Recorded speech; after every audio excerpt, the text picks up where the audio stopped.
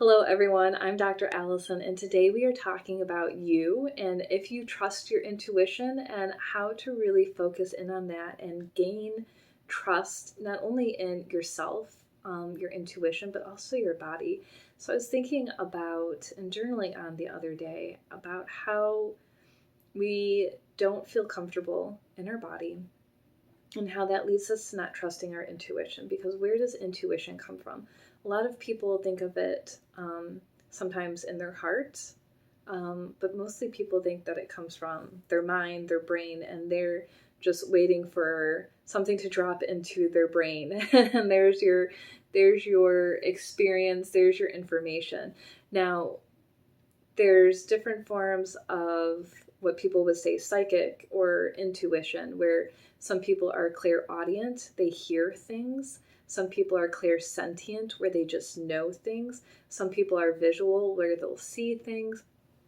Some people just, there's lots of different ways that you can know or focus in on your intuition. Not necessarily that you being psychic, but just having that, this is what I should eat today, that like intuitive eating, or just paying attention to what's going on in your environment with your family.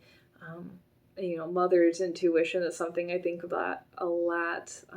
So when we have intuition, it's actually coming from our whole body and really our lower chakras and our gut intuition. And so if you are not focused on feeling comfort, if you're focused on your mind and waiting for it to happen, it's not going to happen. If you are not comfortable in your body and you're living in your mind and you're feeling dissociated from your body, it's also not going to happen. And so when you don't feel comfortable in your body, whether it's because of weight or an illness or fatigue, or you are unhappy with the way that you look and you find that maybe you're just in so much pain, you don't spend a lot of time in your body. And what that means to me is that you are living in your mind, you're living almost outside that dissociation from feeling, because feeling can be scary. When we feel things, when we're in our body, that can be scary, right? It's going to be painful. We're going to have memories of trauma come up. We're not going to be happy because we're going to say, oh, my shoulder hurts. Oh, like I have a lot of fear, sadness, trauma, events that keep running through my mind, and we don't want to engage in those things. So we avoid them by living outside of our body, by living in our minds. And that looks like people who say you have to hustle all the time, you have to always be busy, you have to always be cleaning, you have to always be running around, you have to always be doing something, right? And those people just don't rest, because resting means addressing themselves, coming face to face with the issues, right? The pain, whether it's physical, emotional, trauma, spiritual, and we have to really be comfortable with ourselves. One time a speaker at a school event said, if you can't spend an hour with yourself with no music, no books, just sitting quietly, you don't know yourself. And honestly, a lot of the guys in the class were like, oh, that's crap, that's not true. And I was like, no, it really is true, because if you have to be distracted by something, then you don't really know yourself. You are avoiding, you're dissociating, you're distancing. And when it comes to intuition and you want to know what's going on and you want to be able to read yourself and be comfortable, if you're not in your body, you're not going to get those signals, because that's where those signals come from. They come from your gut, they come from your chakras, they come from being really clear with your emotions. And being in your body means that you have to feel your emotions, and that is hard and that is scary. And for me, my emotions come up from base chakra, first chakra, through my gut. A lot of times they get stuck in my stomach and my third chakra, that solar plexus. For me, if I know that my heart chakra is walled off, and so they just kind of come up to my throat sometimes and get stuck. And what I have found is with my illness has forced me to be in my body because of the pain and because of all the things going on. And I have felt so many new things. I've also found that I can't stop crying most of the time, especially when I was in a lot of pain, because what my illness did is bring up the emotions that I had suppressed. Because I am the person who's go, go, go, always work all day long, all night long, don't take breaks, don't do this, always be serving people, always like, how can I schedule consultations with you guys? How can I help my doTERRA clients do their best? And I never slowed down, and I was forced to, and I was forced to lay in bed for 2 months, and that really became a confronting experience. But what it also allowed me to do is learn about my body, really allow my emotions to come up and fear and address them. It allowed a lot of traumas to come up and for me to look at them and address them. And what's beautiful is that I have an amazing therapist. I have a pranic healer. I have people who do Reiki for me. So they really helped me negotiate and navigate these times.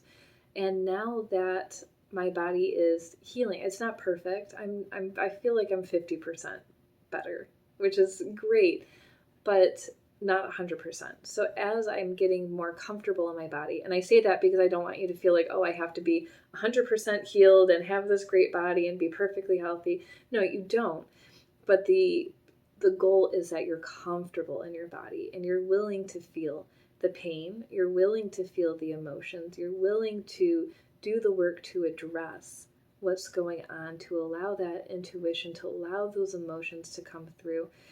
And our intuition really does get blocked by emotions, by trauma. And that's okay. It's just something that is time for you to address, if it's time for you to address. It doesn't mean that you have to go and fix everything right now for your intuition to come through. Not at all. You can start working on it right now and really feeling into your body. So if you're familiar with the chakra system, that's a great place to start and really focus in on each chakra. Take your time and start at the level 1 root chakra right there and feel into it. Carolyn Miss, who does medical intuition and intuition training, and wrote amazing books. I just absolutely love her. I love her technique of you start a lot of times just in your mind or in your third eye or wherever you are, just in your brain, and you take an elevator down. And it's kind of just like a meditation. And you stop down in your first chakra and the doors open and you look around. What does it look like? What does it feel like? Do you feel colors? Does it feel hot or cold? Do memories come up? Do people come up? And then go up to your second chakra, your third chakra, your fourth chakra. Start feeling into what is going on in your body, what memories come up, what people come out to say hello. You might find in that first chakra family members who are part of your tribe, right? Because that's our tribal one, that you're like, oh, I didn't remember that this happened, or this person said this something, or this person made me feel this way. And there's trapped emotions there. There's trapped events. And when we can at least begin by acknowledging those events, those feelings, those emotions, all of those things that are going on there, you can start to release them and then allow it to come up and out. And I just think that crying is so powerful. Talking is so powerful. Allowing things to be released. And sometimes if you're stuck in those lower chakras and there's so much going on in there, exercise and walking and punching or whatever it is, throwing eggs into the bathtub. I don't know. Somebody was talking about that the other day as therapy for anger, that you can release that and just start that healing process. So that way, as your body releases, you become more comfortable in it. You start feeling good. It's not scary to sit. It's not scary to meditate. It's not confronting to be with yourself, because that's the hardest time, right? It's when you're by yourself, you're alone, and it's quiet, and you're in your body, and you're not overthinking or overwhelmed. You're just allowing yourself to be. And you release the things that come up, and you write them down and you journal on them, and you take them to trusted people in your life and allow yourself to process. That's when your intuition is going to start kicking in, because your body is going to be clearer, your mind will be clearer, and you'll be able to focus in and hear it more, see it more, feel it more. You might have a feeling of your intuition, and that's when things get really powerful. So thank you for tuning in today. I really appreciate you being here and being with me, taking care of yourself, taking the time to learn about your body, your feelings, your emotions, your physiology, everything that we do here. So I will see you next time.